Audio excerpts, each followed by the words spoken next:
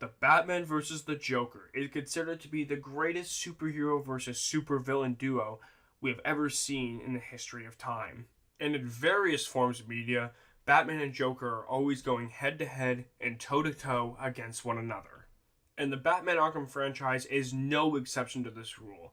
Whether it's Batman Arkham Asylum, Batman Arkham City, Batman Arkham Knight, or what I want to go through in today's video is Batman Arkham Origins. Because Batman and Joker, while they always have a very good rivalry, while they always have very good fights and a very good story to tell, I also sometimes like to look into the origin of the story, hence the game Batman Arkham Origins. And in this video, I want to cover, is this a good Batman and Joker origin story, as well as how these two became inseparable for the rest of time until Joker's passing in Batman Arkham City. And remember guys, if you guys enjoy these videos, make sure to hit the thumbs up, make sure to subscribe and hit the notification bell so you get all notifications for when I upload. And if you want to become a member today, click the join button now. The game takes place on a cold, snowy night on Christmas Eve, where Batman is heading towards Blackgate as he's trying to take down Black Mask, believing that he has Commissioner Loeb in his possession. Except by the time we catch up to Black Mask, we find out that he's actually had just killed Commissioner Loeb. And after a battle with Killer Croc, he informs us that Black Mask has hired 8 assassins to kill Batman in exchange for $50 million. Not a cheap price by any means.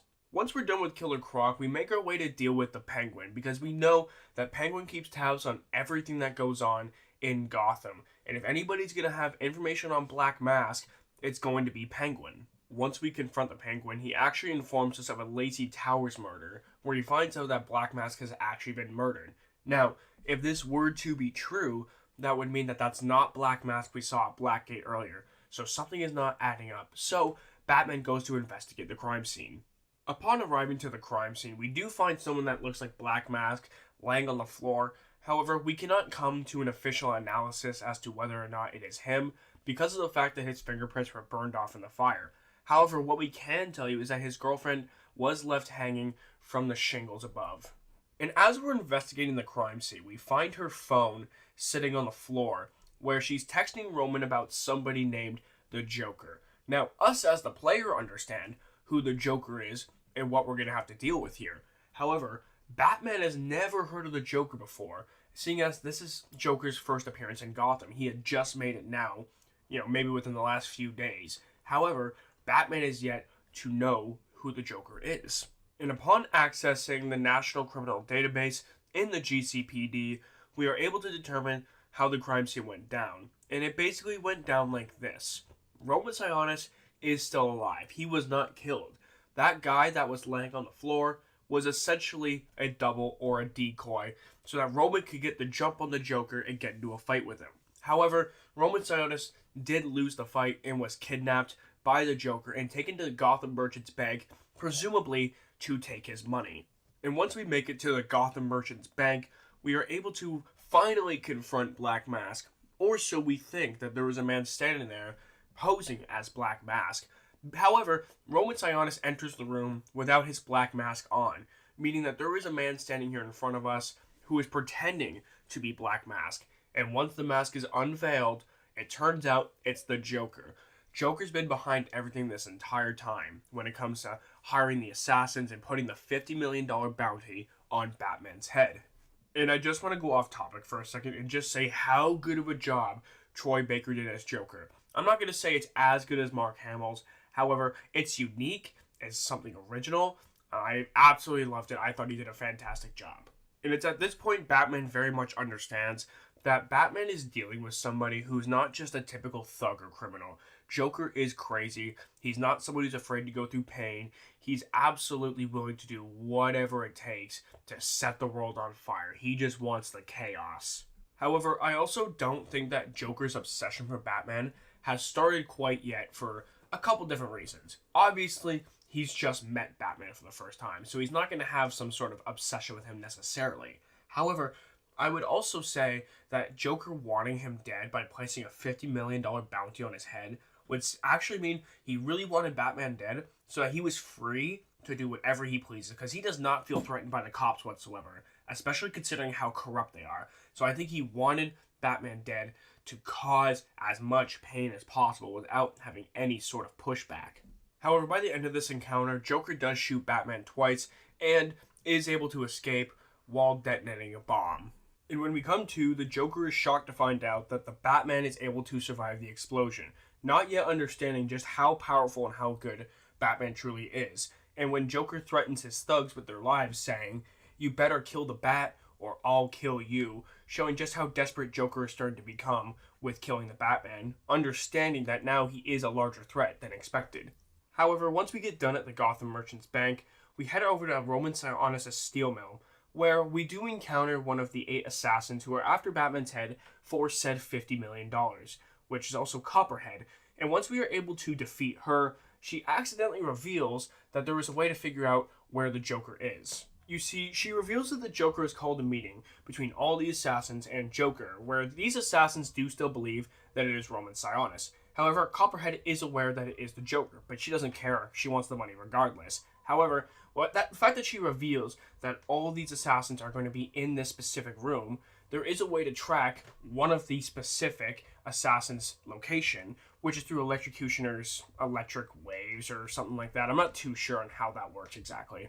But what I can tell you is that after making our way to the Gotham Bridge, we do discover that Joker and the assassins are held up in the Gotham Royal Hotel. And after the Joker makes his jump through various hoops throughout the course of the hotel, we do end up getting caught by Bane eventually when we are on the roof of an elevator shaft, where Bane's, I guess, able to just somehow sense where Batman is, and he's able to rip him out and bring us straight to the Joker, which actually makes it even easier than expected. And while Bane gives us 1 minute alone with the Joker, this is the first time that Batman has had a one-on-one encounter with the Joker, and discovers that there is something seriously wrong with this guy. Yes, Batman, of course, already knew that this Joker guy is obviously crazy. He's obviously psychotic, but this is like a different level of psychotic that I don't think Batman's ever seen in his 2 years of being the Dark Knight. Now, after this 1 minute is up, and Bane once again grabs us and starts throwing us around, we are forced to have a 1v1 confrontation with Bane. And this is a smart Bane, whose brain is not totally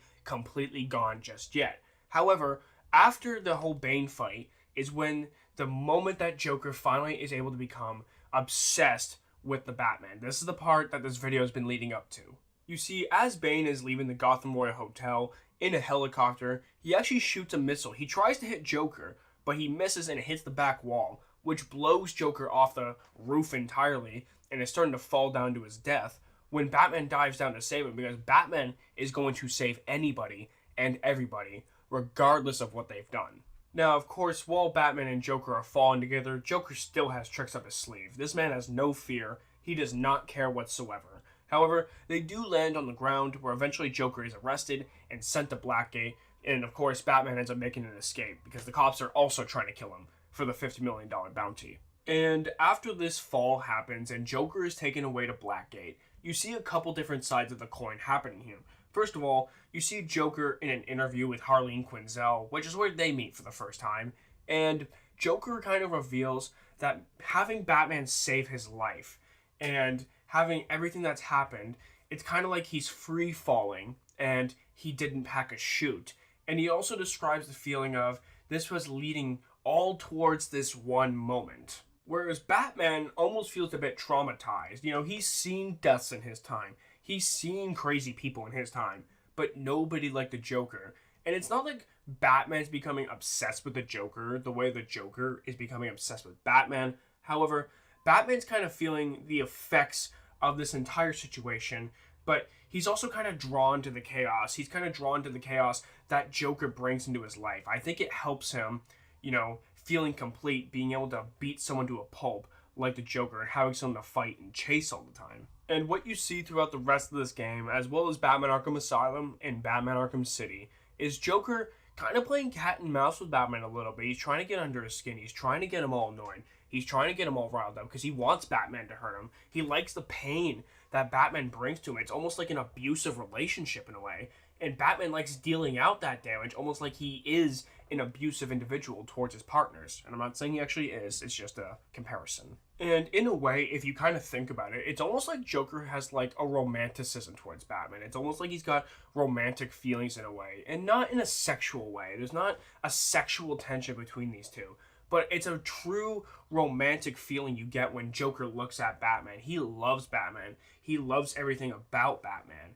And he loves the chase that he gives. He loves playing the cat and mouse game. He likes playing the hard to get game. It's fun to him. I don't think Batman has any sort of romantic feelings or anything like that towards the Joker, but I do think he enjoys that chase, that thrill, and the adrenaline he gets from fighting someone like the Joker. So they both have things that they can give and take from each other. And the Joker spends the rest of this game trying to prove that Batman and Joker are not so different after all. And what I can say is they are both definitely interesting individuals if they're both willing to dress up and fight people in the streets, or in Joker's case, kill people. But Joker's trying to prove a point that Batman is not so different from the Joker in terms of the fact that that he should be willing to kill. He thinks Batman would be willing to kill. But it's not just that. Joker also believes that both Batman and the Joker exist because of them. He doesn't really go into specifics. However, I can imagine he means the people in society have treated these people awfully. They treat them like outcasts and freaks, and they're both there for the same reasons, but they just cause and do different things. And if you've ever heard the saying, opposites attract, there is no better example of that than the Batman and the Joker. And this is the night the Batman and the Joker became inseparable. I just want to give a big shout out to those of you who do support this channel. I do very much appreciate every single one of you. And if you want to become a member today, click the join button right underneath this video. That does entail shout outs at the end of each video, early access to new videos, as well as your own personal videos that nobody else gets access to besides you. So if you want to join, make sure to click the join button today. As well as if you enjoyed the video, make sure to leave a thumbs up, make sure to subscribe for more content, and as always, thank you so much for everything, guys. I do appreciate each and every one of you, and I hope you all have an amazing day. I'll see you guys in the next one. Peace!